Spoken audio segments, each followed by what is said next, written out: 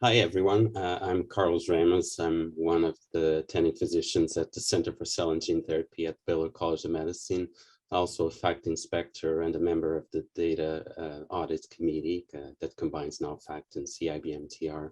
And we're here today to talk about the center that has had some issues with data accuracy with three of their CIBMTR reports showing critical error rates more than 3%. But then after a couple of years, they were able to reduce their critical error rate to less than 2%, which definitely shows clearly the execution of a successful corrective action plan. And I'm here with Dr. Joseph Lynch of Geisinger, and I'm going to let him introduce himself. Thanks so much, Dr. Ramos, for doing this today.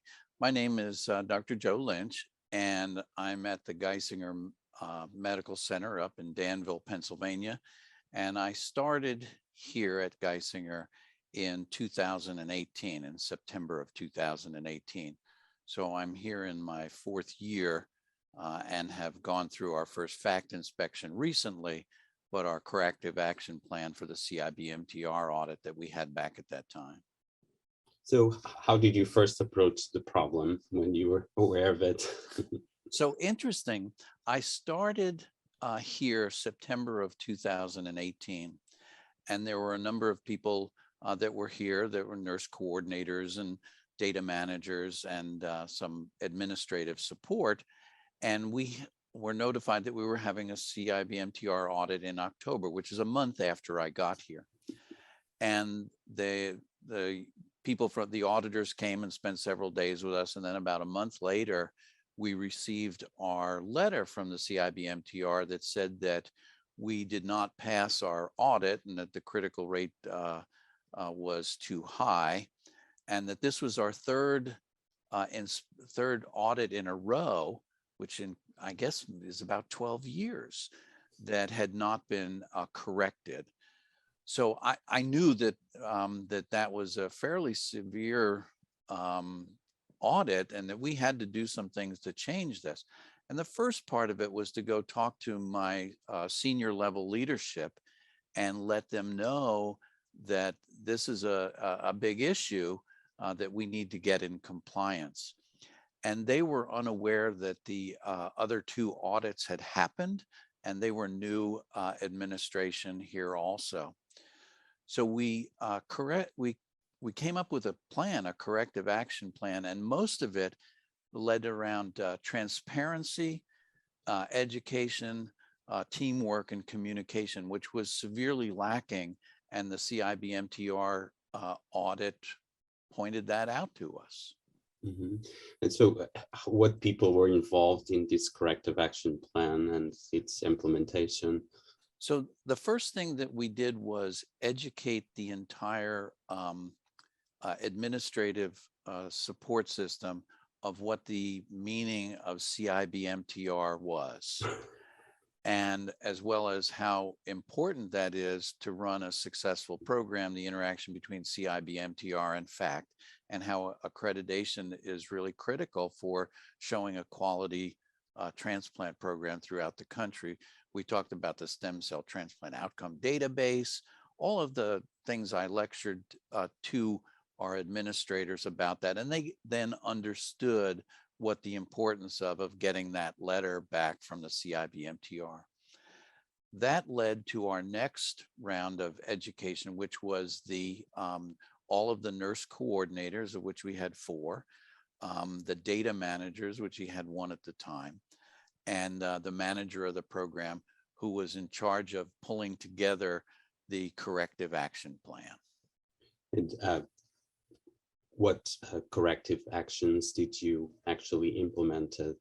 So we went through, I can tell you that our coordinators and our data manager was unaware that the CIBMTR had educational opportunities. Mm-hmm. So we made sure that all of them took the educational course that the CIBMTR offered to them for teaching. We use that website and the webinars for training for all of them.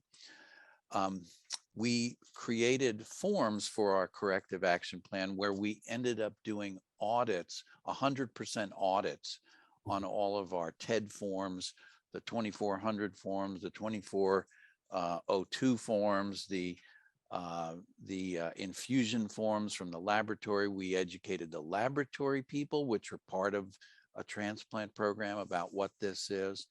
And we went to a 100% audit weekly. And then our audit forms were presented at our monthly quality management meeting. Mhm.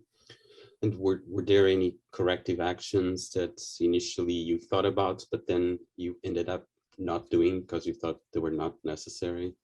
Yes. What we ended up doing was we had our nurse coordinators doing the 2400s and the 2402s. And then we figured out that they really didn't have to do them. So the coordinators no longer complete the 2400, our data manager does. Mhm. But we had what worked at our institution was the coordinators do their 2402 forms for each one of their patients that they're responsible for getting into the transplant program. And so which which corrective action do you think was the most important for your plan? I think that them listening to us, the education and the weekly meetings to do the audits and the monthly meeting to do I think that the rest of the program that was involved, whether it was the apheresis component of the program, whether it was the laboratory component of the program, the inpatient nursing unit of the program, and the outpatient, learned so much that how important that FACT and the CIBMTR was in achieving a successful program, that education of them over the 6 months, and we continue to do was the most important thing, creating awareness and transparency that we all talk about, because it's all about patient safety. And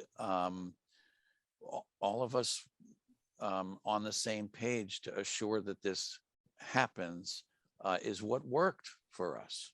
Yeah, You and I know? think you highlight something very important, that aspect of being on the same page. I think communication is really critical between all the elements of the program, and so that there's actually a spirit that everything is contributing to a common good, right? And in this case, it is, as you mentioned, Correct. safety of patients, the best management, and that we can learn with our patients by collecting data appropriately. So.